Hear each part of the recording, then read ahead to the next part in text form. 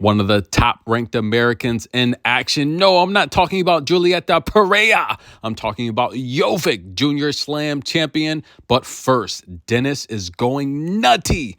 He might be ejected, ladies and gentlemen. And as always, this video is brought to you via the Doctrine of Fair Use to Fair Dealing in the Digital Millennium Act, taking on Musetti. Of course I watch the ATP, but I cover the WTA. Why? Because these amazing ladies have next. We've seen the guys do it all. It's time for these amazing ladies to show what they're capable of. Dennis is about to get ejected. Now, listen, he hit a drop shot that was about a foot out. Musetti's just dominating this first set tiebreak. And Dennis looks at the chair umpire and starts to yell at him. Unreal, ladies and gentlemen. Musetti up 4-love in the first set tiebreak. Now back to Jovic taking on Elena Rybakina. Elena Rybakina, listen, guys, she's got a pretty darn easy draw to start things off, at least for her first few matches. But taking on Jovic, junior Grand Slam champion, she's big time. Coco was upset she didn't win the U.S. Open junior title. I was upset. Huge sponsors, right? I love the Adidas outfit, but is she rushing into the main draw? Now, she could have enrolled in the junior slam, right? She could have enrolled in the junior draw, possibly win that title. One thing we don't want to see is these young superstars rush to stardom and lose their confidence. We saw that with players like Anna Konjua, right? Can you say that fast 3 times in a row? What happened to her? An amazing junior talent. Now, I don't want to put Taylor Townsend in that category because she's at least won slams on the double side of things. She's a big draw. She's still a pretty big name in the singles draw. But we've seen a lot of junior superstars just get burnt out because they were rushed into the main draw. Let's take a look at someone that is finally making that transition, in my opinion. How about Marta Kostyuk? Let's go back to when she faced Elena Svitolina here at the Australian Open. What was she like, maybe 15 or 16 years old? Svitolina, they're both from the Ukraine, we thought would take it easy on Marta, and she did not. She destroyed Marta. Marta left the court crying. Are we going to see Jovic leave the court crying? I don't think so, because she has mental toughness. She's taking time between points. She's using the service clock. She's wiping her sweat, even though she's not sweating. She's using that time to reset. So I think she does have good coaches. She has good handlers. They're giving her the right message, but it's discouraging when you get a bagel in the first set playing against some of the best in the world. Now, I've watched Jovic on the lower level, and I can tell you that she's a good shot maker, but it's very different when you're playing players ranked 150th or 200 on the world tour versus playing a top 5 player like Elena Rybakina. Now, I don't consider Rybakina a top 3 player right now. I think she's top 10. And personally, I don't think Rybakina's beating any of the top 5 players right now. I don't think Rybakina beats Iga. I don't think she's beating Sabalenka, Coco. I don't think she's beating Jasmine Polini as well. I don't even think she beats Pegula, to be honest with you. Why? Because she's got too much drama going on off the court, right? Only Rybakina can pull off 2 of the best coaches on tour in her corner. This is insane.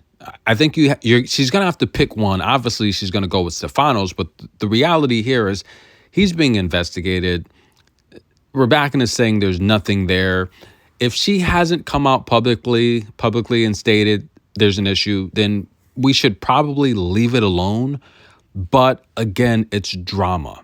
You're parting ways, and now you're bringing them back not even 6 months later. There's a lot going on there, but nonetheless, if she's okay with it, that's her choice. She's an adult. She's a grown woman. However, do not let it affect the tennis, because I think Elena Rybakina has a short window. She's only got about 4 years. She's very tall. She's not that athletic. She's never been a great defender. Once her serve starts to fail, and right now she's got 4 double faults, I don't think with her frame and her body, I don't think she has a long window to get these Grand Slams. Now, she's a Wimbledon champion. We know that. She's amazing on grass, but she doesn't feel like that's a worthy slam title. The question is, can she win another slam? My personal opinion If she doesn't do it here at this Australian Open, she's not going to win another slam. This draw right now, she's got a very easy draw, in my personal opinion. She's got room to go deep in this draw. You have Coco and Sabalenka. They're going to clash. This is her opportunity.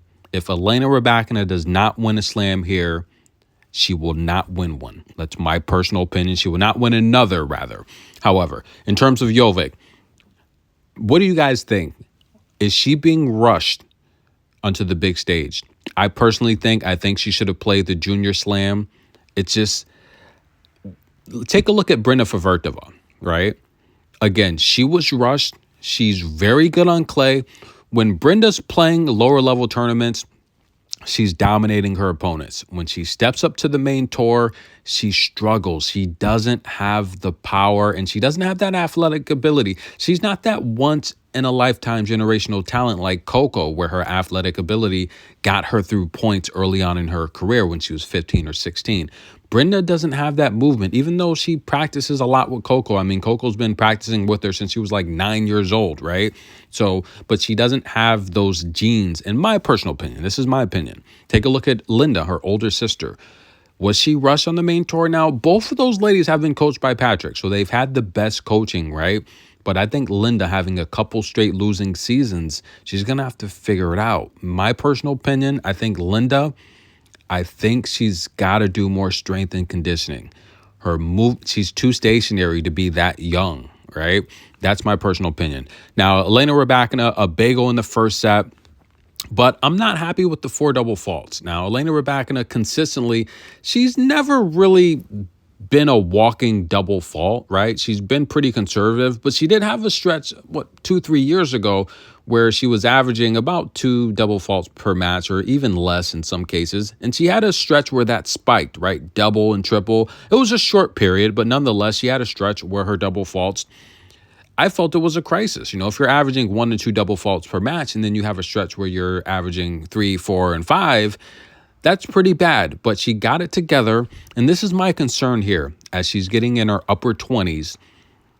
I talked about last year and the season before that, how when she was just a walking ace, dominating the tour with aces, I said her frame, her body cannot hold up that way for a long, grueling season with this schedule.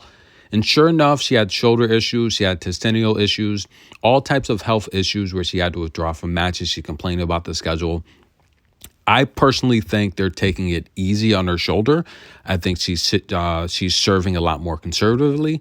And in my personal opinion, I think if she doesn't win this Australian Open, I don't think Elena Rybakina will win another slam. I just don't think so.